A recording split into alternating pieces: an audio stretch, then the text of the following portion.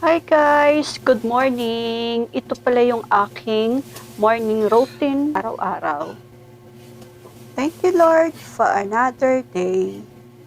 Andiyan yung liligpitin ko muna yung mga hinigaan ko.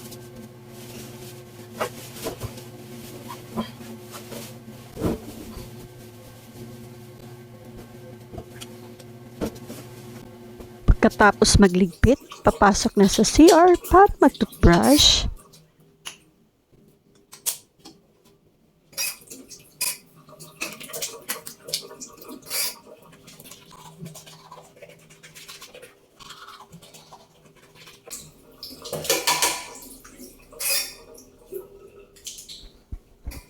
Tapos mag-toothbrush, syempre maghihilamos tayo.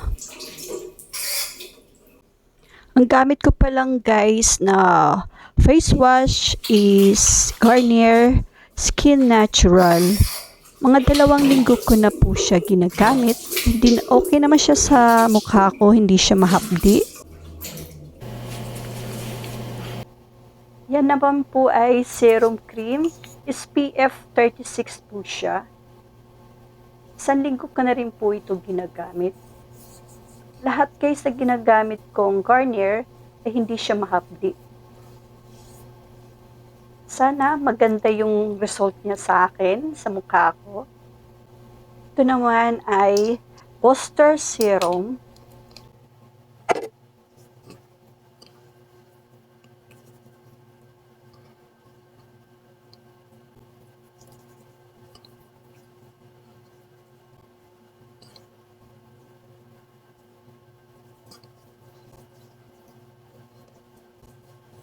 After Booster Serum, nag-apply naman tayo ng sunblock. Kahit nasa bahay lang tayo, need natin maglagay ng sunblock. Actually guys, itong sunblock, hindi siya mahapdi at hindi siya malagkit.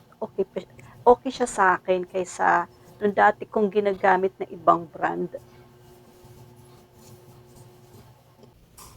After that, bababa na ako para maghanda naman ng almusal.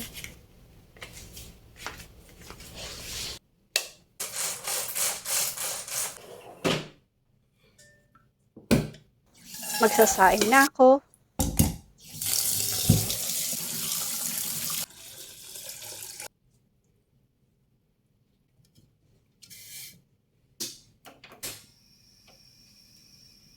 Ito guys ang ginagawa ko habang wala pang laman yung tiyan ko, inom muna ako ng 1 tasang tubig.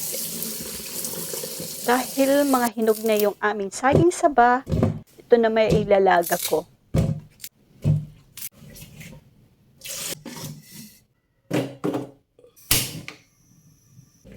Kukunin ko naman yung babaunin nilang ulam. Medyo frozen pa yung manok pero okay lang.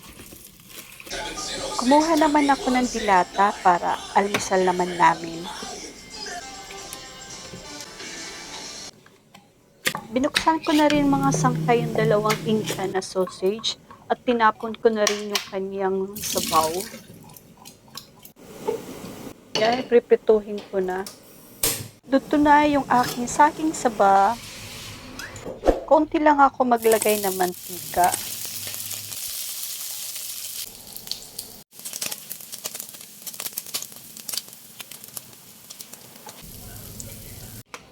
Lalabas muna ako para bumili ng pandesal. Of course, papatiin muna natin yung ating mga alaga sa labas. 2 mga malalambing aso. Bye. Jogging muna tayo. Pinagkais ng pawis ka. Jogging tayo.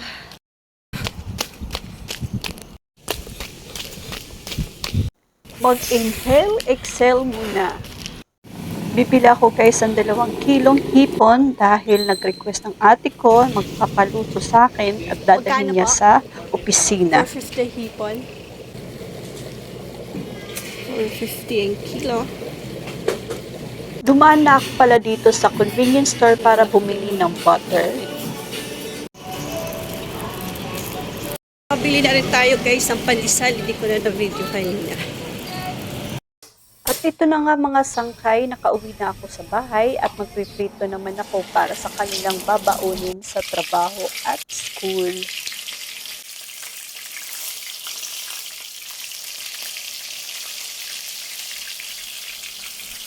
Ayaw nyo tala maghiwalay ha? Maghihiwalay din kayo. Ayan na nga, luto na yung ating fried chicken. Ito na mga sangkay, hinahanda ko na yung kanilang dadalhin baon sa trabaho, sa ate ko at sa pamangkin ko sa school. Mula nang nawalan ako ng trabaho mga sangkay, ito na laging ginagawa ko yung pag-prepare ng almusal ng ate ko at ang kanyang baon. Mula nung pandemic, isa ako sa nawalan ng trabaho.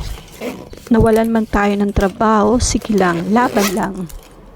Ito yung ating almusal, nilagang saging saba, sausage at pandesal. Ito naman mga sangkay, ang gagawin ko ay maghuhugas ng hipon, yung binili kong 2 kilo.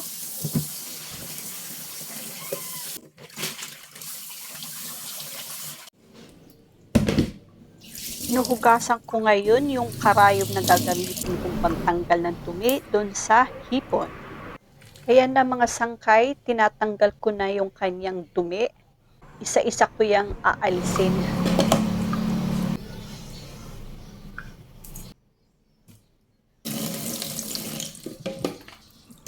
Yan guys, lahat yung nakuha natin dumi doon sa hipon.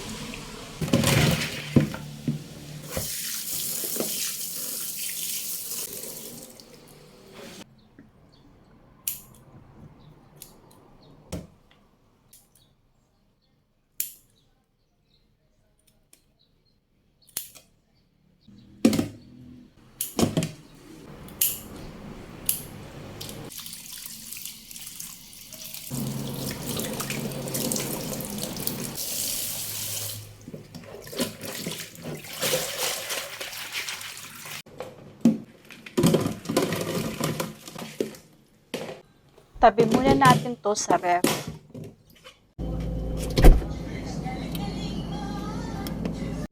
Dito naman tayo sa labas ng bahay, magwawalis tayo.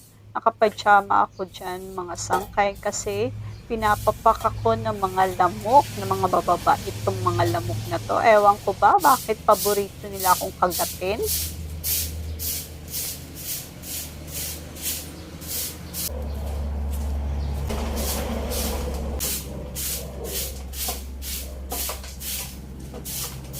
Poppy! Ano yan? Ito guys, yung dahon sibuyas natin, ang payat. Meron yan dito sa kabila, kinain na naman ng peste. Meron dito mga snail. Kinakain yung dahon. Ayan o, wala na. Ang kabila. Magtatanim ulit ako kasi nakabili ako ng dahon sibuyas. Tatanim ko yung pinaka-ugat niya. Ito guys, ang yung tinatanim ko. Ito na siya oh. Alay natin, baka mabuhay siya. Ay hindi na ako bibili ng dahon sibuyas sa labas. Kasi meron na tayong tanim. Ayan guys, yung ating dahon sibuyas. Napanood yung mga sangkay ang aking morning routine. Maraming salamat sa panonood and please don't forget to subscribe my YouTube channel sa mga hindi pa naka-subscribe at sa mga naka-subscribe na. Maraming salamat po sa inyo dahil sa inyo na-inspire akong gumawa ng content. Maraming salamat po. Hanggang sa muli. Bye-bye! Lapit Salamat din po sa mga hindi nag-skip ng ads. Lapit na.